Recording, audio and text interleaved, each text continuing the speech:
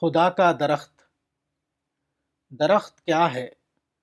ایک بیج کی اس صلاحیت کا ظہور کہ وہ مٹی اور پانی سے اپنا رزق لے کر اپنے آپ کو تنا اور شاخ اور پتی اور پھول کے اس مجموعے کی صورت دے سکے جس سے زیادہ خوش منظر مجموعہ اس دنیا میں اور کوئی نہیں۔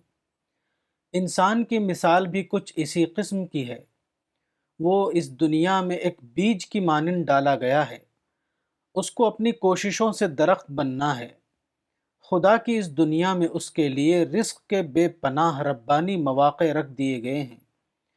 وہ اس دنیا سے اپنا رزق لے کر اپنے لیے ایک ابدی مستقبل کی تعمیر کر سکتا ہے جو اگلی زندگی میں جنت کے ہرے بھرے باغوں کی شکل میں اس کی طرف لوٹے اور اس کے لیے لازوال خوشی کا باعث ہو۔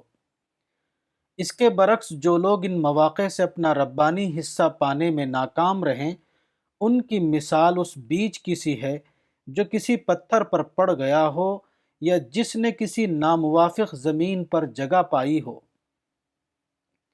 ایسا بیج کبھی لہلہاتے ہوئے درخت کی صورت اختیار نہیں کرتا۔ موجودہ دنیا میں جس نے اپنی تعمیر کے امکانات سے فائدہ نہیں اٹھایا، وہ گویا ایک ایسا بیج ہے جس کی کوتاہیوں نے اس کو درخت نہیں بنایا۔ ایسا شخص اگلی طویل تر زندگی میں ابدی ناکامی سے دوچار ہوگا۔ وہ آخرت کی دنیا میں ایک ایسی زندگی کا وارث ہوگا جو ہر قسم کی شادابی سے مکمل طور پر محروم ہو۔ جنتی انسان گویا ایک بہترین درخت ہے جو دنیا میں اگتا ہے اور پھر آخرت میں لے جا کر خدا کے ہرے بھرے باغ میں لگا دیا جاتا ہے۔